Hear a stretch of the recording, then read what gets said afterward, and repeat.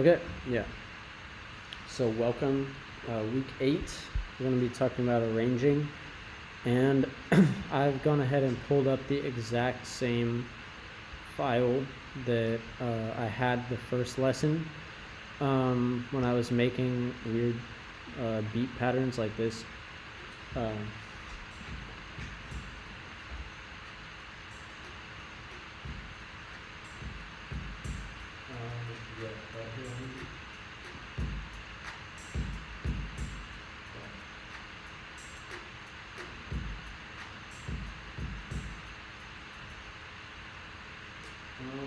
Yeah.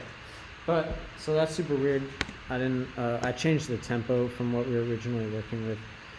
And because like in the end of the lesson, I had done essentially this, where I had this weird swung rhythm.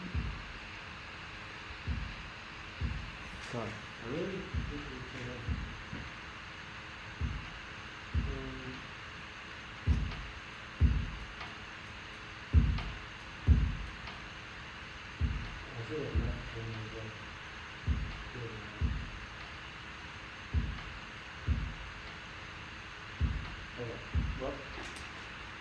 So basically, so I did this by making a, like a quintuplet swing with the bottom MIDI notes being on like on a grid of 5 and then muting some of them so they have like a different swing pattern. So what I wanted to do for this to like lay it out was just make kind of a repeating beat. And so I guess like the biggest things I would talk about with arranging would be like, what's the purpose of your song? Because if you think about that first, then you'll know what way to arrange it, or like you can way more easily figure out a way to arrange it. For this one, the goal was just to extend the segment. So basically it's just kind of a loop.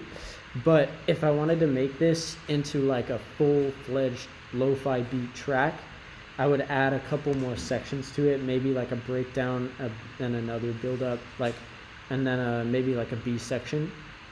But right now, it's kind of just it's an intro on the left here, and then go straight into just a repeating beat pattern, which we can loop like this. So then, so yeah, here, I'll play the full beat for context without these things, and I'll talk about what I added to it, and then like, how you can achieve something.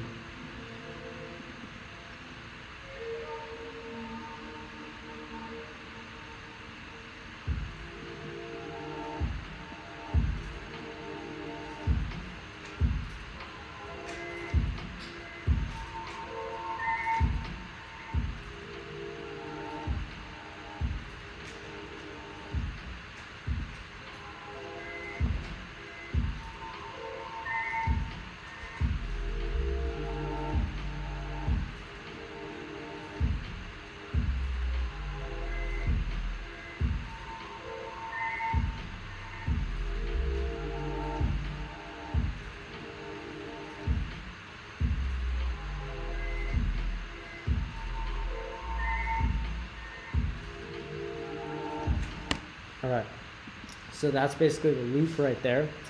And I would consider this arranged enough to put a demo into the Discord, but not really for a full song. But it demonstrates the technique I wanted to talk about pretty much perfectly, because like in different DAWs you have this kind of view, or like in like FL you have kind of a like a pattern view. And those things allow you to kind of just loop the same section over and over for a long period of time. But if you don't have that kind of DAW, like I used to use GarageBand and do the same technique just by putting the loop, like just like this, listening to the same section over and over and adding things to that, and then later just multiplying that section out. So you have like a big chunk right here. And then once you have a big chunk like that, you can change how these layers interact with each other over time. And that's like pretty much, that's a safe way to arrange anything.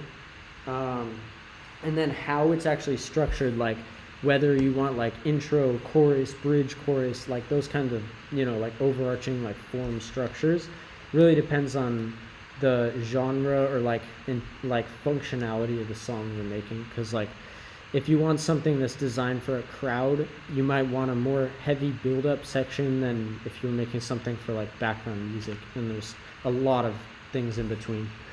But this one is just meant to be kind of a mellow beat, so it's pretty much like, if I were to extend this any further, it would get repetitive. So I think what I might do here is like add a breakdown, and we'll just kind of see how I do that. But with the layers I have right now, it's essentially the beat we made last time. So it's a kick pattern with snares and hi-hats. And then to make the rhythm much more interesting, I added this layer of samples that I got from resampling myself, basically.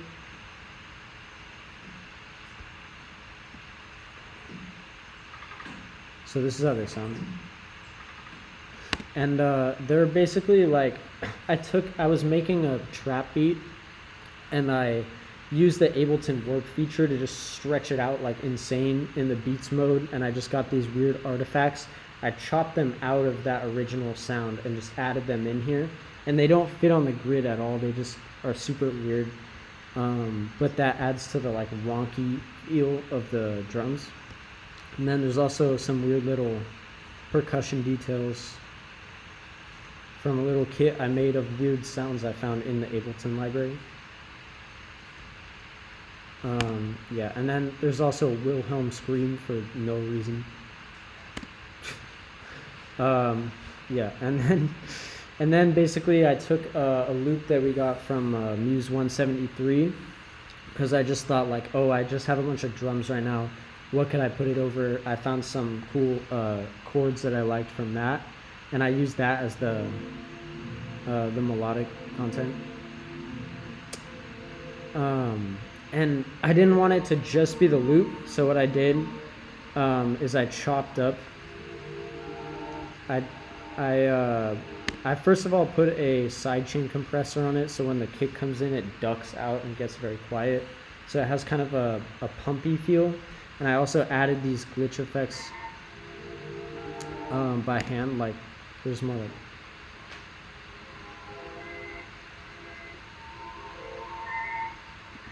This one. It just kind of keeps it interesting on the transitions to the next like round of the beat. And yeah, I'd say like that's the biggest thing to keep in mind, big picture, when arranging anything, is how do you keep the listener interested over the course of the piece. And of course, like if you're making something that's not meant to be interesting, this doesn't apply. But usually you're making something that you want people to listen to, and in that case, adding small tiny details and like having little changes, like just different glitch effects throughout will help that. And like I'd say if you have something simple like a beat or like a pop structure, like general A-A-B-A form kind of thing you're working on, like the last chorus kind of a thing, like the final moment of the song is usually where you want the most of those little details to come into play. You don't want them to be like things that overpower the song, but they could be like little melody details or tiny little extra percussion layers, things like that, that just kind of add to the overall feel. So yeah, so basically, yeah, right now, so I just copied this entire section like this. I just want, went all the way down, and I dragged it out. But I did that before I put the melody in, because I wanted to put those custom glitches in, like I was saying. And then I also added these noise sweeps to just to emphasize like the changes. emphasize the changes in section. It's really hard to hear right now.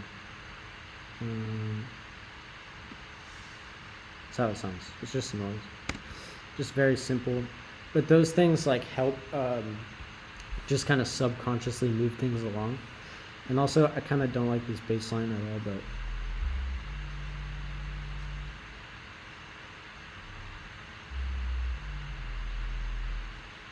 that part kind of works. It just seems like kind of out of tune.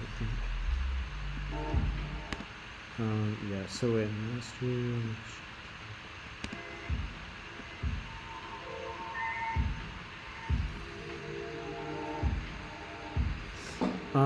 Yeah.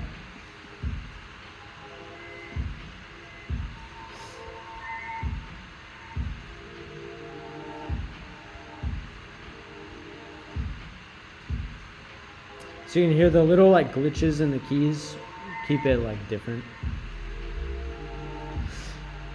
So that's the same reason I waited to put the bass in over here, because I just wanted to, you know, have it not be the same as the first section.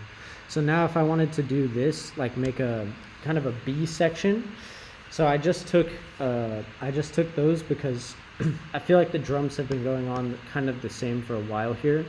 So if I wanted to make a B section, I'd probably have a dropout without the drums. And I can copy this over as well. So now we have this transition right here.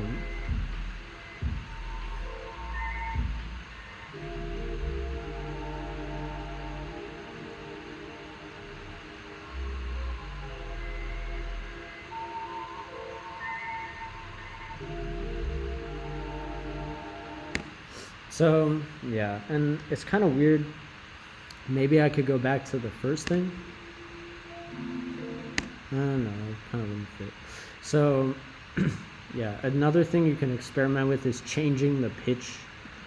So like, oh man, this is gonna mess up the bass line if I do this, but I could go up by like 1 semitone. So if I get all of this, should have highlighted all. Okay. Go up, key change. So now, basically, I'm just gonna select all these. Oh.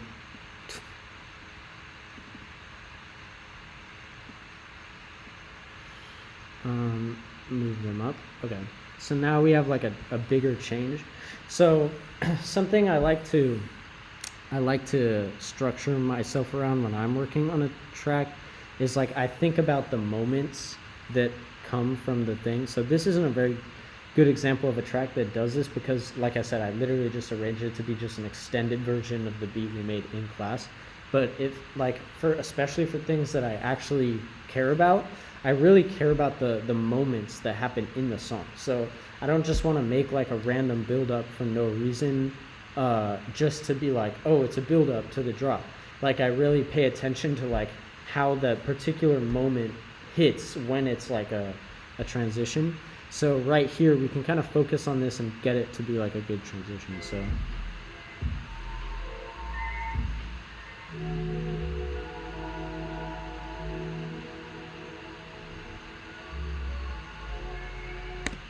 So you see it has like a key change, but it kind of comes out of nowhere. So maybe we would want to like put another kick at the end of it, like cut off a few more notes so it has like more breathing room.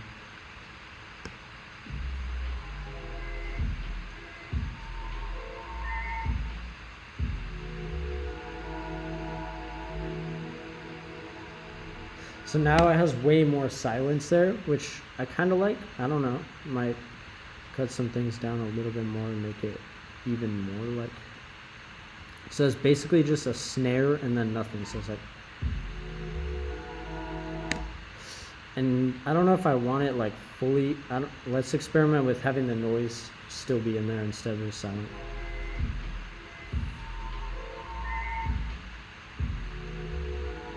Kind of like that.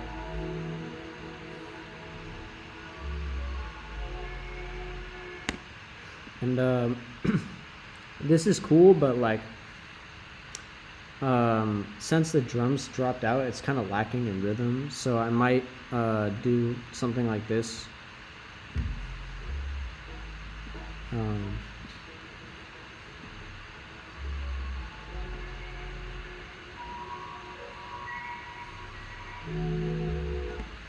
So what I'm doing here is pretty specific to Ableton, but there's different tools like this you could just mess around with.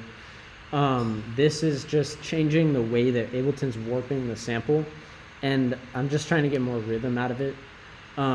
If you didn't want to do what I'm doing, you could just start chopping it like crazy and adding, like I'm not trying to like show specific techniques. I'm just trying to show like the process. Like, okay, I want it to be more rhythmic here. Here's a tool I could use. You could use a different one, or you could have like some sort of percussion that's not the main drums.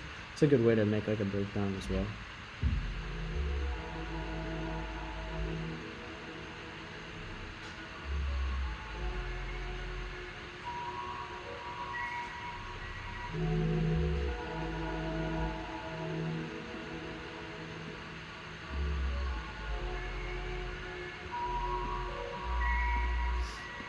So this one I can make like this one, so if I don't have the stopper, it's kind of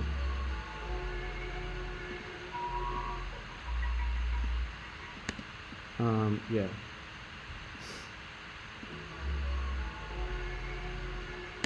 So I want this part, the second half of this, to be like really short ones. So I'm gonna do that and pull this down. So then, yeah, and then, so that's a good enough like breakdown in my mind. Might just add this again, because like I said, this is meant to be just a simple, layout for this beat. So these kinds of build-ups, they don't have to be complicated. They're just noise risers.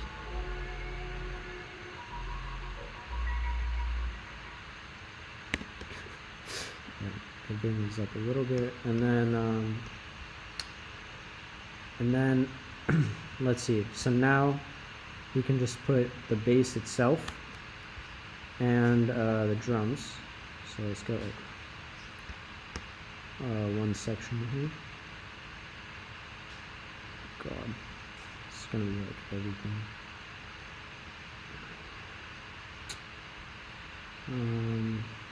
Hold on. Let me just do this real quick. Trying to select everything is not easy. Okay, there we go.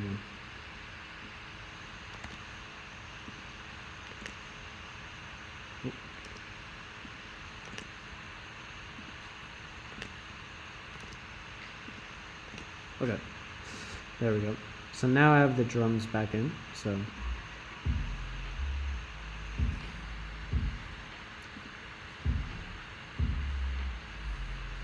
so basically, like, I feel like this would be the time where if I if I was gonna make this a full thing, I would change up this whole melody. Like, it's time for something new, basically. So I don't know if I should just go through some samples right now and do that, or if we could go to a new project, whatever you guys think. But like, yeah, so essentially I would just keep doing this and be like, okay, what kind of dropouts do I want, and how long do I want the track to be, because that will influence like how many of these I have, and like how long each section is, because I would consider like this to be an A section, but like this is kind of the main like chorus part of that, because this part doesn't have the bass. So you could have like another one this long of the new thing here, and then you could have a different whole bridge over here and then go back to this, or you could do whatever pretty much. But it helps to like a technique that I actually learned from a person who taught me production like a long time ago. If you're making like certain types of dance music, etc., you can literally just look up like templates for the style you're making. Like, oh, I don't like just trance like template or whatever, and you can download that and put it in, and it'll just have like whatever random sounds it has, but you can just replace every single element with stuff that is your song, and that like that's just kind of a cheat code to get like a pretty standard layout for a particular genre. I don't really do that ever myself, but you know that option is out there.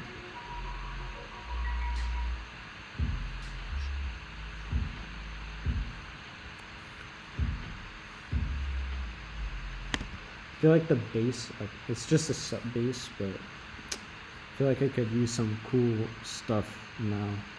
So let's go with like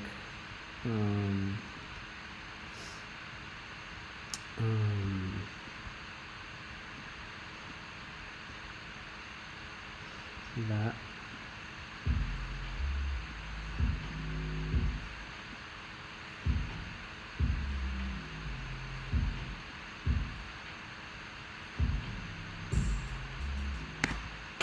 It's so funny. Yeah, so I don't know. Yeah, so that's usually the approach I come up with, is like, when do I want to break down? I kind of do stuff like that to kind of see like, oh, okay, at this moment I want it to have a build up here, and then have like a key change, like kind of, it keeps it interesting instead of just having to do the same exact element that was here and then just have it here with no drums. Yeah. What if you like low pass that? Oh yeah. So yeah, we could yeah, auto filter that. We could go like where's the frequency here? We could go, wait, we want it like there.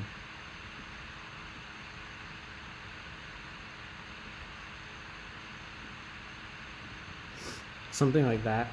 Now I'm just really quickly drawing this in, but show automation, we want it on right there. Okay, so like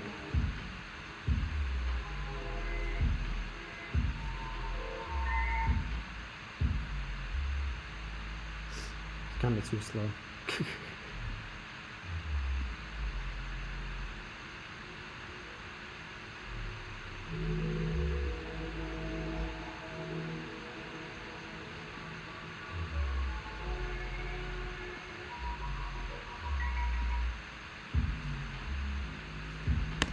Yeah, so I don't know. Low pass filters, definitely a cool effect. Yeah, this is more along the lines of what I was saying.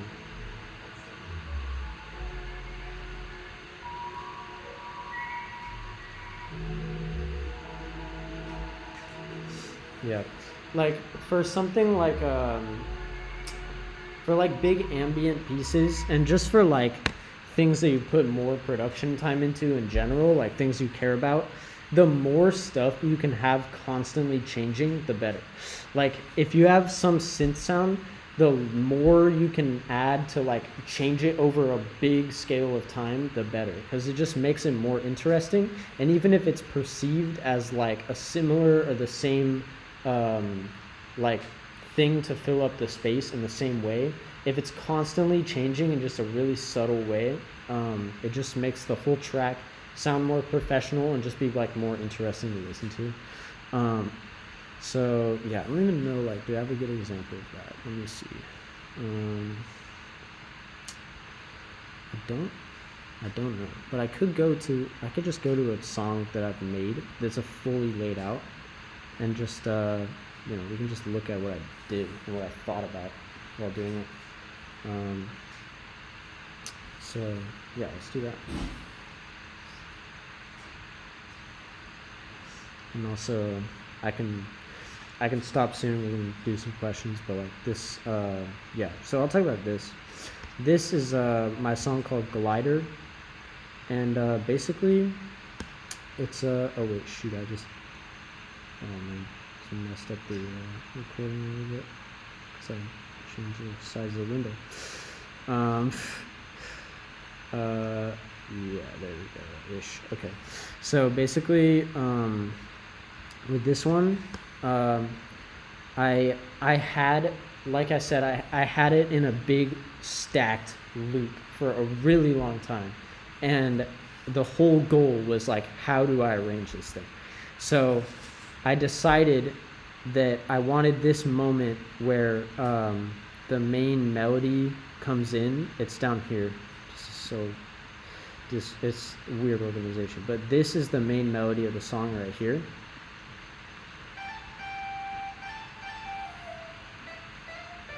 And the whole song is structured around the moment when this came in, because of the fact that I had it in a loop for so long, and it was just looping all the chords in that at the same time. But once I had that, I literally had that loop for so long that I had made these other alternative like melodies and stuff to go into it, and those became the B section, the bridge, and the B section over here, which is, so this whole song is like, it's kind of like similar chords the whole time, but it has like the first whole deal, a breakdown, build up, second whole like statement idea, and then like a switch up guitar outro weird bridge thing. So like, I guess there's two bridges, I don't know, it's weird. But so yeah, so the big stack was sort of this. So if I bring this over here,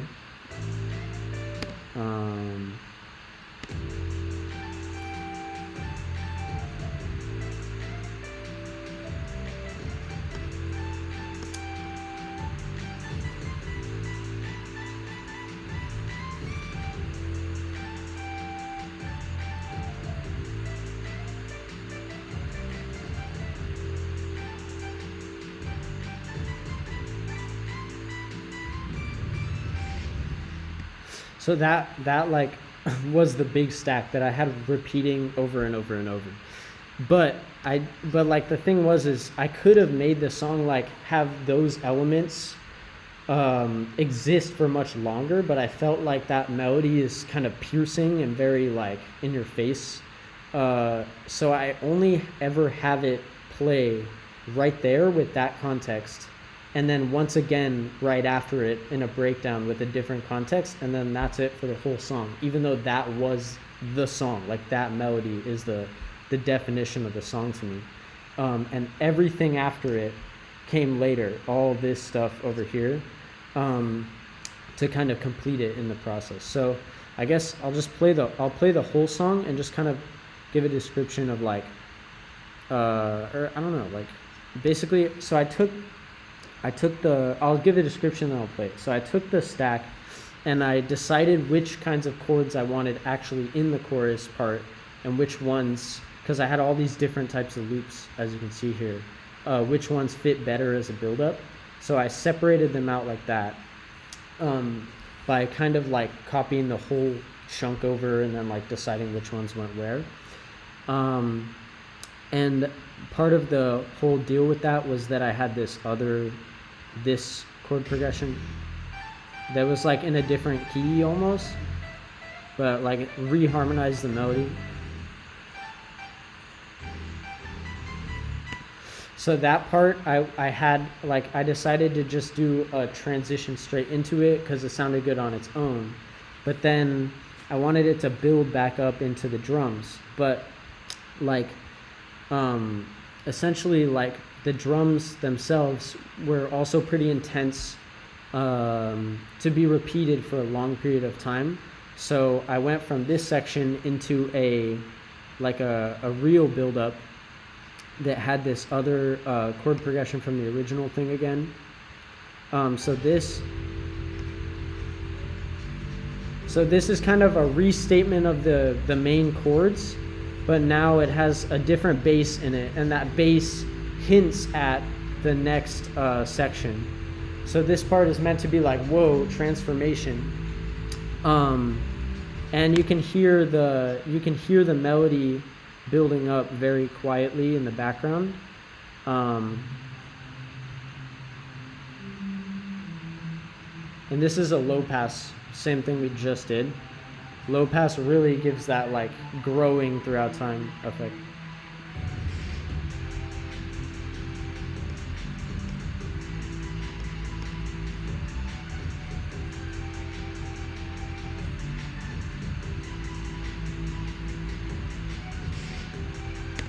Yeah. So then, I'm really sick. thank you. Yeah, and I think I literally got that by just by taking the bass line and then putting it up a fifth and then changing a couple notes. So it sounds like a guitar because anytime you move things up a fifth, it sounds like a power chord, like a guitar power chord. But it's not actually a guitar, it's just like a weird synth. Fifth stab lead, saturator. Yeah, and then and I really liked how it fit with the counter melody, this little.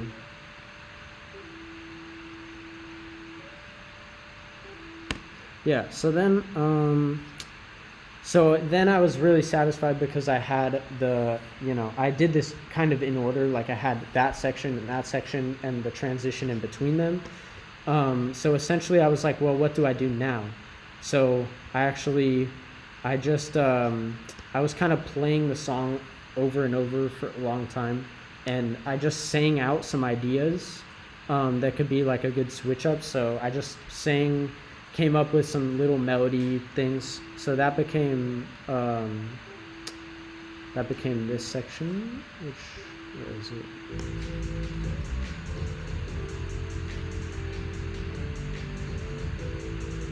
This thing, which is super hard to see, but it's basically this little melody right here.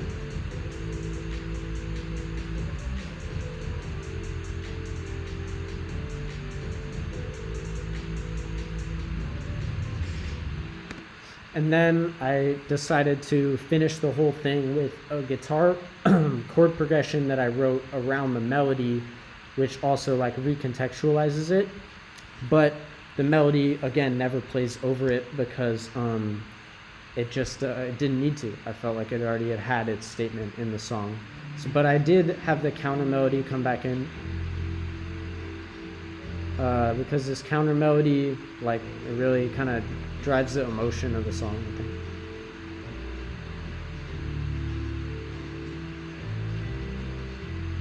Yeah, so I just kind of decided to end on a switch up.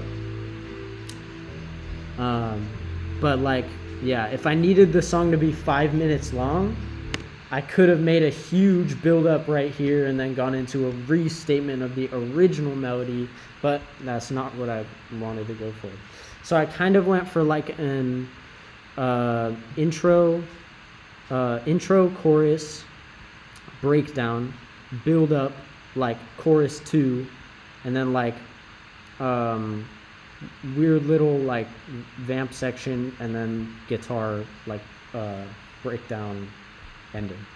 So then I guess, yeah, I could play the whole thing if you guys want, and then we could just hear how it kind of fits together.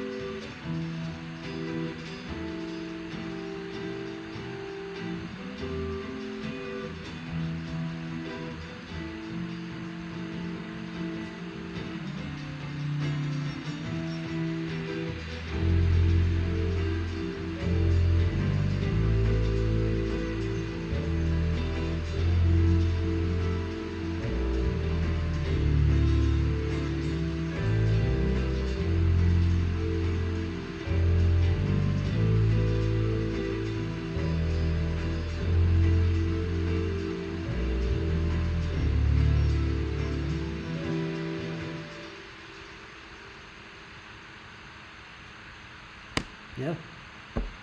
So that's that. I think that's like, that's pretty much all I've got on arranging. Like those concepts, they can kind of be applied to a lot. But we can talk about it if you guys have questions about other stuff. But I'm gonna stop recording now.